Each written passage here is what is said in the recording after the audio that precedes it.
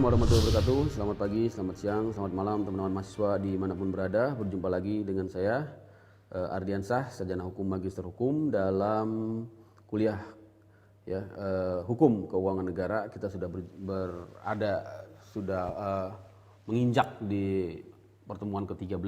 Kita akan bahas tentang saksi administrasi pidana dan sanksi administratif keuangan negara. Itu ya teman-teman. Jadi kita kalau bicara tentang sanksi, ya tentunya di sini harus dulu ada yang namanya kerugian negara ya. Ini penting sekali. Nanti kerugian negara ini dapat diselesaikan dengan yang disebut penyelesaian kerugian negara. Ya, nanti kita akan bahas itu sebenarnya mengenai penyelesaian kerugian negara. Tapi yang perlu dipahami di sini ya, adanya pembidangan hukum ya di dalam hal kerugian negara ini, yaitu hukum administratif. Harus kita lihat dari minimal ya dua jenis bidang hukum, yaitu hukum administrasi negara yang melahirkan dua konsekuensi tuntutan ya, yaitu tuntutan ganti rugi ya dan tuntutan perbendaharaan ya. Jadi ini istilah-istilah yang nanti harus teman-teman pahami ya. Itu di bidang administrasi ya. Kemudian ada lagi di bidang hukum pidana ya, apabila ini tentunya nanti memenuhi unsur-unsur pidana. Selain administrasi juga masuk ke dalam unsur pidana. Itu ya. Unsur pidananya apa? Yaitu tipikor ya. Untuk pidana tentunya mengikuti hukum acara pidana ya, diselesaikan di pengadilan ya, pengadilan umum. Dalam hal ini untuk tipikor juga ada pengadilan tipikor ya, pengadilan tipikor. Landasan hukumnya apa? Tentunya undang-undang keuangan negara ya, dan juga undang-undang di bidang hukum pidana untuk pidananya. Itu ya teman-teman ya. Jadi jadi di sini ada dua permasalahan ya yang harus kita bisa jawab ya, yaitu adanya kata-kata merugikan negara ya. Kemudian juga ada kata-kata merugikan perekonomian negara ya. Jadi seluruh apa sih ya harus dipahami dulu definisi keuangan negara. Kita sudah bahas ya definisi keuangan negara sangat panjang sekali di pertemuan sebelumnya.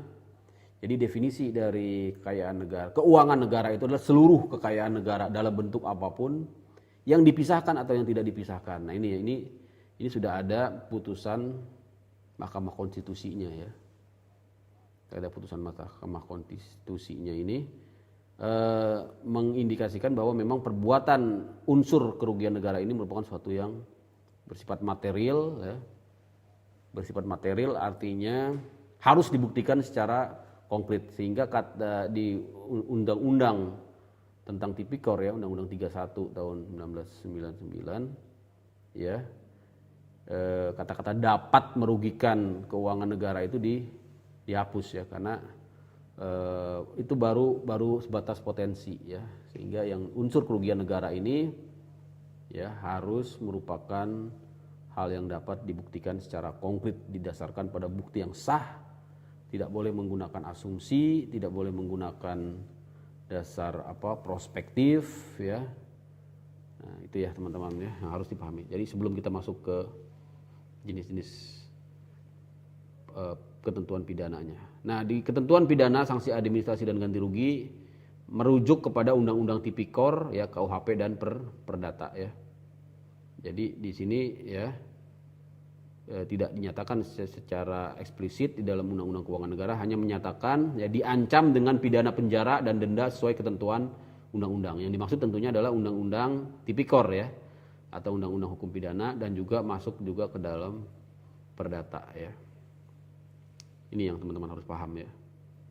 Begitu juga di Undang-Undang PPTKN ya, pertanggungjawaban pengelolaan tanggung jawab keuangan negara ya, diatur di sini ya.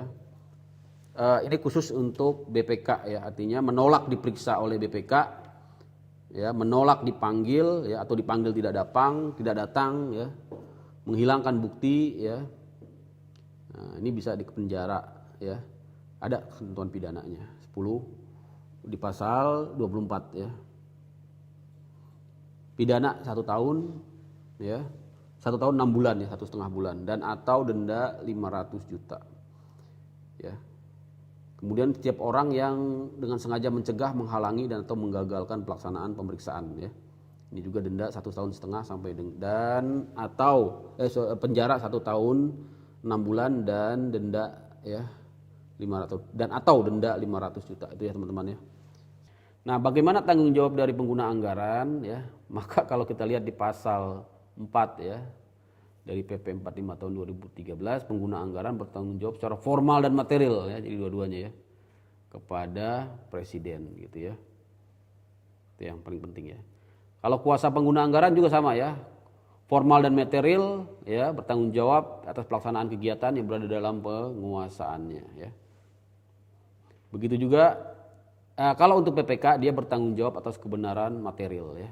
Tadi ya, misalnya bukti hak tagih ya, pengendalian lift ya, tidak sesuai spek ya, barang-barang tidak sesuai spek ya. Bagaimana dengan PP SPM ya, pejabat penerbit surat perintah membayar ya, bertanggung jawab ya, keabsahan ya, kebenaran, kelengkapan, keabsahan administrasi. Keabsahan administrasi itu misalnya apa? Misalnya adanya bahwa PPK yang misalnya masih aktif ya, masih sah SK-nya gitu ya. Dan untuk bendahara penerimaan dia bertanggung jawab secara pribadi maupun secara fungsional ya atas uang. Nah ini ya. Misalnya bendahara menghilangkan, menggelapkan uang setoran ya, tidak membuat SPJ surat tanggung jawaban ya. Itu ya teman-teman. Begitu juga tanggung jawab bendahara pengeluaran secara pribadi dan secara fungsional ya. Tanggung jawab pejabat perbendaharaan dalam perspektif hukum ya, yaitu ada yurisdiksi hukum administrasi ya, hukum administrasi negara ya. Kemudian hukum perdata ya, dan juga hukum pidana. Kalau hukum administrasi ya, di sini tentunya terkait dengan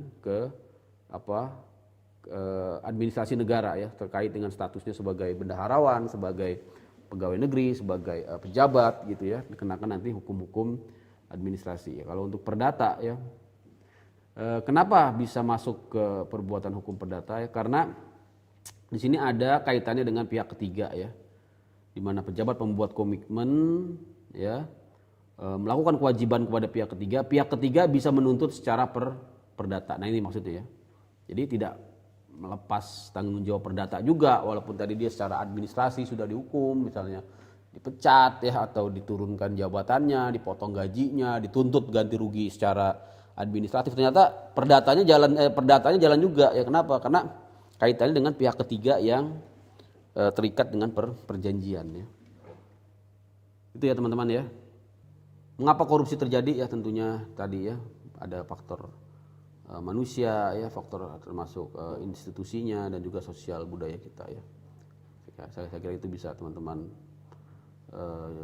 jadikan catatan ya. Instansi penegaknya untuk korupsi adalah KPK ya, Kepolisian Negara, Kejaksaan Agung dan Mahkamah Agung ya. Sanksinya ya tadi ya ada 3 jenis sanksi. Sanksi administrasi yaitu tuntutan ganti rugi, tuntutan perbendaharaan dan hukuman disiplin kepegawaian. Sanksi pidana yaitu pidana korupsi dan pidana pencucian uang. Sanksi perdata adalah ganti rugi ya.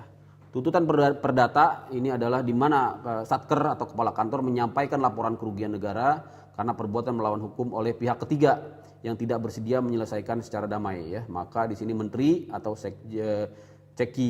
sekjen yang menugasi kepala biro hukum atau humas untuk menyelesaikan kerugian negara melalui peradilan perdata ya, sesuai dengan hukum acara perdata ya. Kepala biro hukum dan humas melaporkan kepada ya penyelesaian gugatannya kepada menteri UP sekjen. Ini ya proses perdatanya. Proses pidana tadi sudah kita lihat tentunya melalui hukum acara pidana ya. Tuntutan pidana ya, penyelesaian kerugian negara melalui tuntutan pidana dilakukan apabila terdapat unsur-unsur pidana itu ya teman-teman ya. Ini kita ulang lagi. Prosesnya ya tentunya melalui penuntutan sesuai dengan KUHP ya. Saya kira itu ya. Dan terakhir adalah tentang hukum administrasi kaitannya dengan ya PP 53 tahun 2010 tentang disiplin PNS. Saya kira itu nanti teman-teman bisa baca tentang disiplin PNS ya, ada disiplin pelanggaran disiplin sidang, pelanggaran disiplin berat, pelanggaran disiplin ringan yang dapat dikenakan terhadap pegawai negeri sipil. Terima kasih. kita akhiri ya, kita nanti akan bahas lebih lanjut di ganti rugi kerugian negara, pemulihan penyelesaian kerugian negara di pertemuan akhir. Assalamualaikum warahmatullahi wabarakatuh.